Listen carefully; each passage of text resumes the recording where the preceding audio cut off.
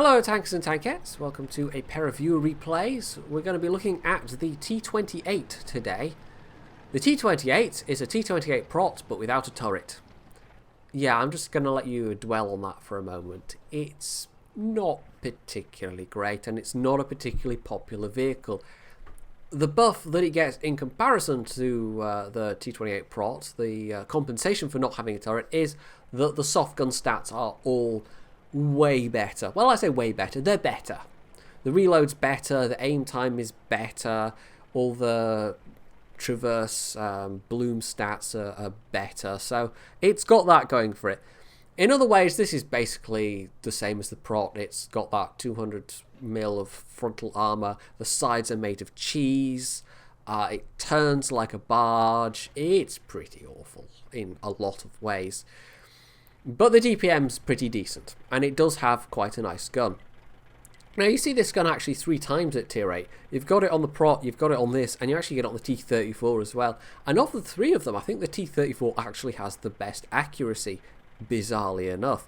But this is, for most people, I suspect the prot is just a bit of a road bump. And this game, well, I picked out this game because we're going to see why most people probably won't want to play the prot especially desperately. This is from Jerex. This is Sand River, obviously an assault battle, and he's on the defending side. And you can see all the action that's going on right now. But don't worry, I have with me, I am prepared, a copy of the Gazette. Yes, a lot of people, like there are, the first one where I did this was ages ago, where we had to battle with a bunch of slow bits, so I read out some excerpts from the local paper. And I've done it once or twice since, and I occasionally get comments saying, well, when you're doing the next Gazette video, well, this is it. Because, my word, this video is slow. No, look at that. That was an average, well, I was going to say that was an average roll. No, he just got hit twice at the same time. Jerex only got 300 odd damage out of this.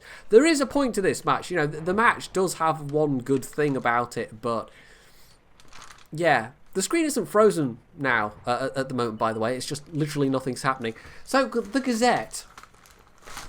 Yes, I should also, actually, before I start reading the Gazette, I should give apologies to a guy called Towdlitz, who, of all the T28 replays I looked through, he sent maybe 60% of them, and I ended up not using any of them. It wasn't because I didn't think they were good games, it's just I would have had less chance to read the Gazette, and also the 2 games I did pick out are, I don't know, there's more to say about them, really. Oh yeah, that prot's just getting worked over. This is that rate of fire, by the way. I mean, it does have a good rate of fire. If you could just sit and use the rate of fire, then you can do the damage, but for a lot of people it's the just sitting there that's an issue. So this is actually a Gazette from about 3 weeks ago, because I've got this week's Gazette. I don't buy it every week, I must confess, but frankly this week's Gazette was just rubbish. Now I want to make one sad announcement in that apparently the chess column is RIP, and the chess column was my favourite bit of the Gazette, and I stopped buying it regularly for a while, and I've started buying it again, but in that interval, apparently there is no longer a chess column in the Gazette, and I am greatly saddened by that, because sometimes it was the most entertaining thing in the paper, and I know for a fact I wasn't the only person that felt that way.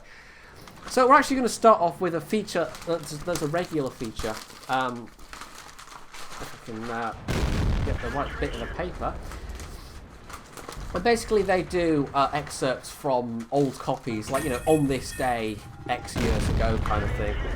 Because the Gazette has been going for a while. It's been the paper of the Isles for... Does it actually say somewhere? No, it doesn't, but we're talking 60, 70 years the Gazette's been going, so it's been a fair while. So, 60 years ago, and this is relevant today even, tuberculosis in Lewis. And this is from mid-January 1955. It might be of interest to review the position of BCG vaccination, writes Dr. R.S. Doig. There are still, I know the Doigs slightly on, there are still Doigs around on the Isles today, so Yeah. This form of preventative inoculation against tuberculosis, while well established on the continent, especially in Scandinavia, was introduced in Britain in 1949 for nurses, medical students, and contacts. Since Lewis had such an exceptionally high death rate from TB, it was deemed worthwhile to offer vaccination to anyone who wished it and who was found to be in need of it. As is well known, there was an amazing cooperative response. Consequent upon this magnificent, unified, intelligent interest and the assistance of all nursing sisters, all parents, children and teachers, and general public, much valuable information has been required which will, it is hoped, benefit not only Lewis, but the world. Tuberculosis is disappearing rapidly from Lewis, but it seems that it could return. Never to the same devastating extent as in the past because of the improvement in housing, education and easier diagnosis and the treatment of early cases. So, yeah, this is from 60 years ago when people were talking about inoculation, vaccination, essentially. And it seems bizarre that this should be relevant today. But it is, because some people are idiots. And those people are literally costing lives. So there you go. That's a lesson from 60 years ago. The rural bumpkins of the Isle of Lewis of, several decades ago are smarter and more well-informed than you are. There's a little lesson from the past there. So we're going to jump ahead to 1975. And this is interesting. There's a little bit of history, because we didn't have a cinema here for many years, and this... I don't actually know the full story of it, but this might be one of the reasons why. If there are any further restrictions on the type of films shown at the Playhouse Cinema, the premises will have to be closed, Stornoway Town Council were told on Monday night. The council had earlier written to Kingsway Entertainment Limited, who run the Playhouse Cinema, expressing their dissatisfaction with the quality of films showing and suggesting to them that they seriously consider changing some of the films as shown in the programme, which had been circulated to councillors. In his letter to the council, Mr. J.W. Brown for the company stated, "Since our hands have been tied to a great extent regarding the sex type of X film, receipts at this cinema have fallen drastically, and the company are losing money practically every week." This is sounding increasingly Craggy Island, don't you think? Down with this sort of thing! This is just... I don't know, this one amused me greatly. Any further restrictions can only result in the closure of the cinema unless we are given a free hand to book any film which has been passed by the British Board of Film Censors, as is the case with every other cinema in the circuit. Mr. Brown went on, "It must be remembered that 75% of the present films out are X certificate films, so where do we conjure up the required A and U certificate programmes? Maybe the council wish to purchase the cinema themselves?" Well, I don't know, like I said, I don't know the exact history, but eventually the cinema did close, and it took until relatively recently before we had our own cinema screen again. Have you noticed the damage count, by the way? He's just been sitting in this one spot racking up the damage over and over and over. I mean, it's a great result. It's shaping up to be a great result, but if I wasn't reading the Gazette, would anyone else be feeling sleepy right now? I think I might. Now, we might have time for one more. This is from 20 years ago. Sheep Thefts Riddle. This was obviously a subject of much concern. A Lewis crofter hit out this week following the theft of 4 of his sheep which were transported to another part of the island. Last week, the Gazette revealed that a Suffolk ram belonging to Mr. Murdo John Graham Arnold had been taken from the Arnold Common Grazings and dumped at Ackball. So, yes, basically,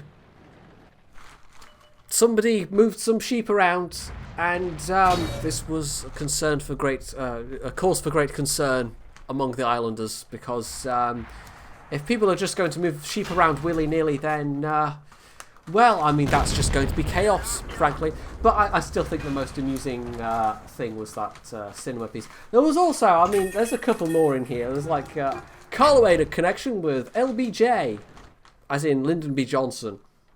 Okay.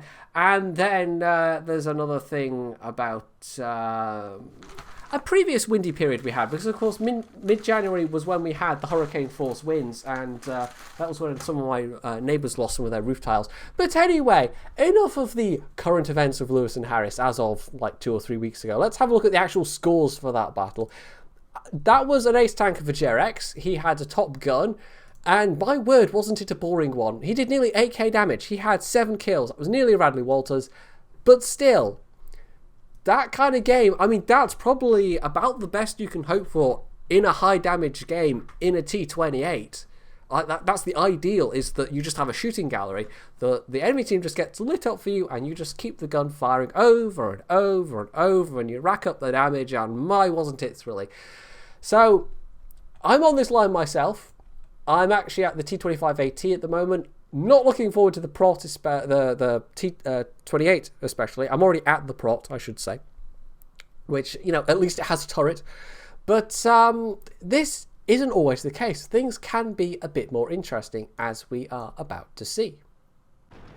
So, here we are, once again, Sand River. This is a slightly more recent replay. I think the other one was 8.10, this is 9.3. And this is TheDutchMen. This is just a regular Sand River battle. It's not Assault or anything as the previous one was, or Encounter even. And this is going to be slightly more action-packed.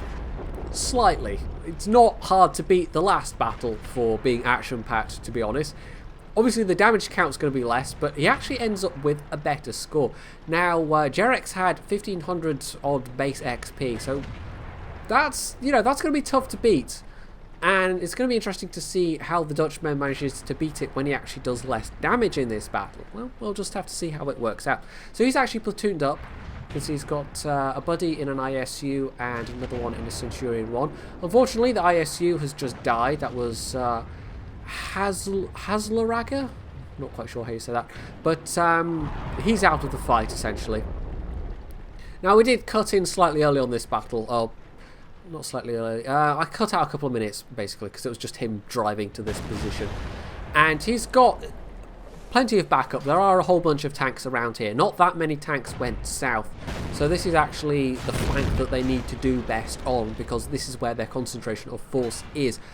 But they've already lost 4 tanks. 5 tanks, in fact. So that's not especially great. Some of them weren't particularly important. I mean, losing the KV-1S, for example, and the pair of Stuarts, they don't quite matter. But losing an ISU and an IS-3 is more of a big deal. Now, he's a bit... he doesn't quite know which way to turn, because they've got an IS-3 trying to come behind them, but there's also an IS-3 and a pair of ISs that are to his front. There's also a Jagdpanther a bit further north, so he doesn't want to turn around and give them his ass. And there's one of those ISs peeking over the ridge. Now, it's a good thing that his friend in the Centurion was still there, because he'd be utterly vulnerable otherwise. Now, he's just trying to see if he can take a shot at that Jagdpanther without exposing himself too much. But well, it's looking risky. And that firing line just demolished... oh, there we go. Takes the shot. Kills the Jagdpanther. Very nice. That firing line just demolished a friendly Jagdpanther. So his support's rapidly diminishing. But that incautious T69, despite having seen his own team's Jagdpanther just get obliterated next to him, just decided to sit there and wait for the Dutchmen to pop out and shoot him. Which was obviously an excellent plan, as we could see. So, there are 2 tanks on the A line, which are not really in a position to support them that much. There's also a Jagdpanther a little bit further south, who might have shots to support them. But basically, it's now down to the Dutchmen and Cracker there in the... oh, that's very lucky, set that guy on fire in the Centurion. And if he didn't have that Centurion there helping him... lucky pen through the front of the turret there, considering where he was aiming. That actually went high and went through the turret cheek. If he didn't have a friend there to help him out, he'd be utterly overrun, because the Tiger 2 doesn't look like he's moving. The IS is way too far back to actually help out. And we can see there also the enemy artillery, finally. Yeah, you can tell he's been trying to take pot shots at the Dutchmen all day long. And both these battles were top tier, so it's not like, okay, he was being unfairly focused. He's got a dangerous gun. Maybe the enemy arty knows about his DPM, but it seems more likely that the enemy arty was just like, well, he's a slow-moving target, so I'll take him out. Anyway, that enemy arty has just killed Cracker. The Dutchman is now more or less alone here. Now, he's got friendly artillery support, but the 2 tanks, that IS all the way back in A4 has just been sat there doing nothing. He's maybe feeling the pressure a bit here. the Dutchmen, because he flubs a couple of shots there against that IS's commander's hatch. But he doesn't want to sit there and just let enemy arty take pot shots at him. However, our arty's just hit that IS-6, which is really useful. Didn't kill him, but he's super low health, which means he's hopefully going to be super cautious. The Dutchman just trying to use that wreck there. He's not quite sure if arty's switched back to focus him, but it seems likely that he might have. However, I think we just heard somebody take a pot shot at the Tiger 2, so maybe that was the artillery. So he doesn't really want to press forward especially. The Rheinmetall we know is on the southern flank, but there's also a 30 which isn't yet accounted for, and the VK3601, although it's not that much of a threat, is also on that ridge line, so he could be spotting for the 30 potentially. You know, it's one more gun that's pointing in his direction, and frontally it's not a threat at all. But actually the VK, even something like the VK, if he got round behind a T28, even the side of the T28, it's so easy to pen one of these things apart from the front. And even from the front you have weak spots. Now I said that it's a T28 Prot without a turret. Well, actually the T28 Prot is one of these with a turret. It's a pretty fictional machine that Wargaming came up with. The T28, as we know it, it's a T95 with bits chopped off, and it doesn't have the T95's top gun, basically. Oh, Rheinmetall spotted, has a shot, and is able to take it. That's very useful. That guy probably had the best view range of anybody left on the enemy team. That Tiger 2 also, oh, there we go, gets a hit in. Now I'm not quite sure what was lighting up those two, but it was useful that they did get lit up. That Tiger 2 and IS, by the way, still just kind of faffing around, sitting there, doing nothing. So it looks like the onus is on the Dutchmen to actually go on the offensive here, if he's going to turn this back. But yeah, basically, the T95, yeah, it is pretty much the T95, but it has some bits chopped off. And what Wargaming are hoping to do, what they've stated they are planning to do, is replace this with something that more closely resembles a T95 prototype. Presumably they've found some documents somewhere, because the T28 and the T95, basically the same vehicle, but they had, like, the designation changed partway through. The T95, as far as I know, didn't actually look like this.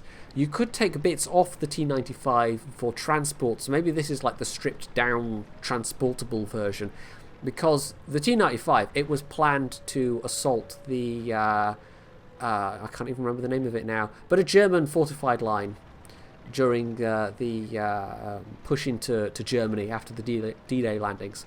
And you know, the same purpose as the Torty was conceived of, basically, for.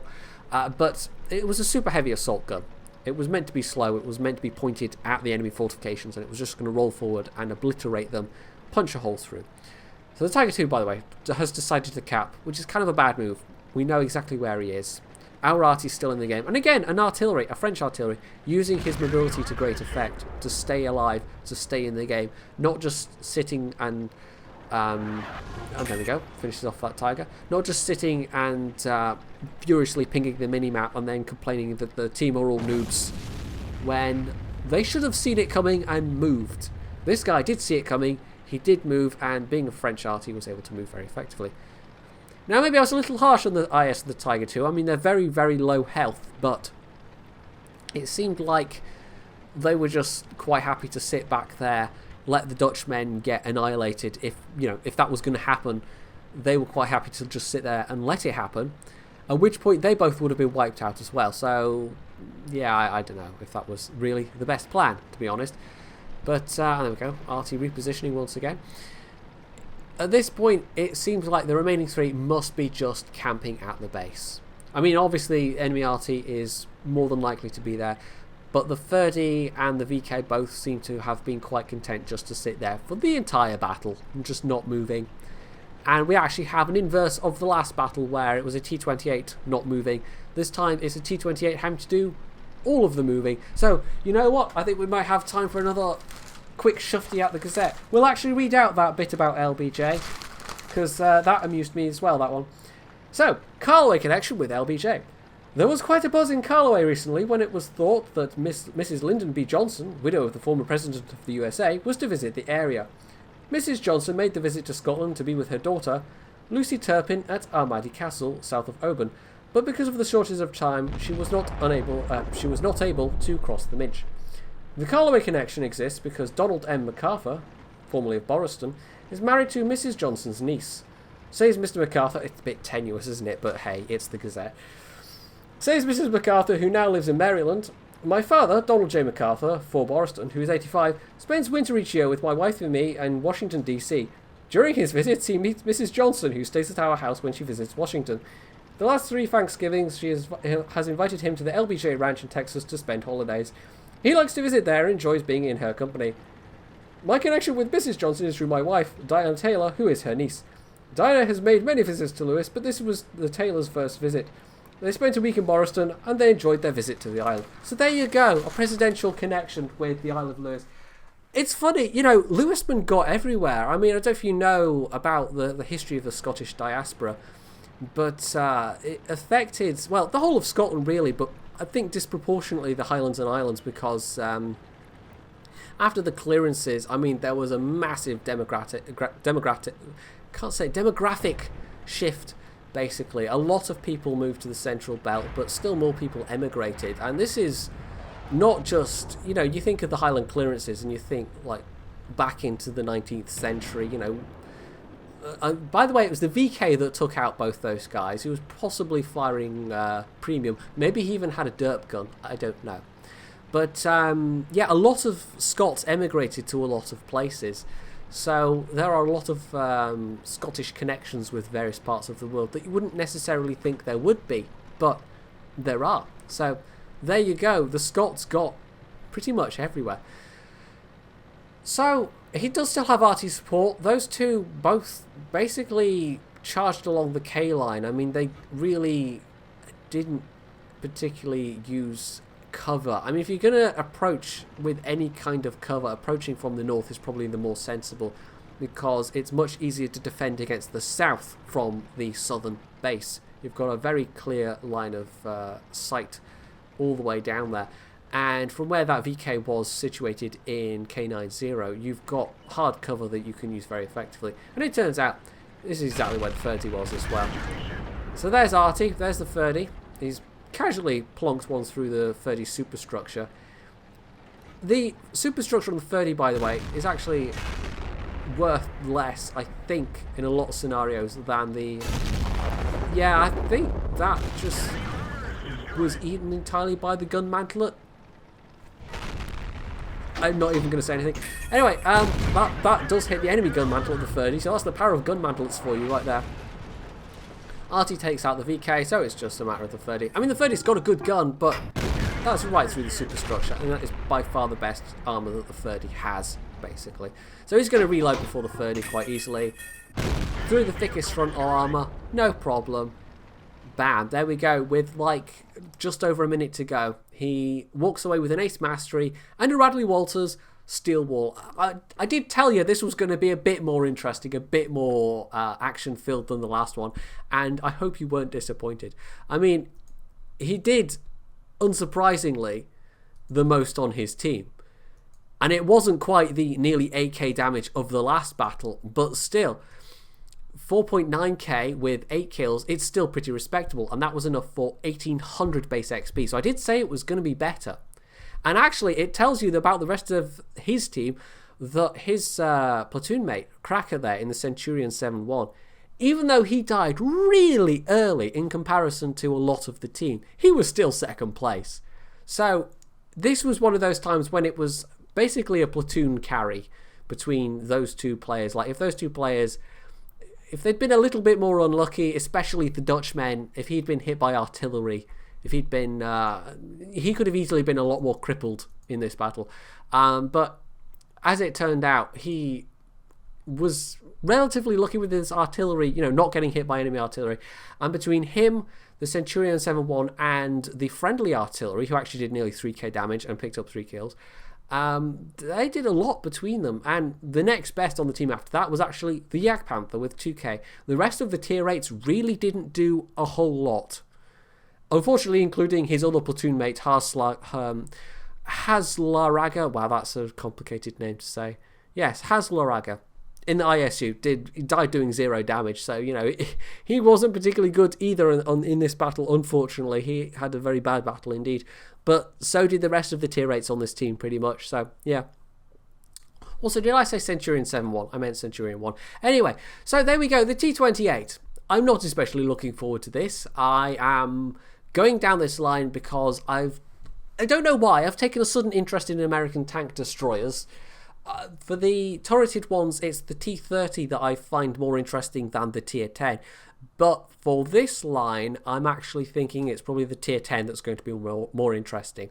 But we'll see how it goes. The only time I've ever played, I've never even played the T28, but I have played the T95 on test servers a couple of times. Let's just say, I realise the mouse is pretty circumstantial. Well, it's got nothing on a T95, and I highly expect the experience of playing the T28 to be the same. I've no idea when the T28 is getting changed. I just know it's something Wargaming have stated they intend to do at some point. Might actually never happen, but they seem to be on a bit of a kick to replace some of the more ahistorical vehicles, as with, for instance, the German tier 10 autoloading Waffle E100. So we'll see. We'll see. So, if in the meantime you enjoyed this video, you can leave any comments below, you can hit the like button, you can subscribe to my channel, and as always, stay tuned for more.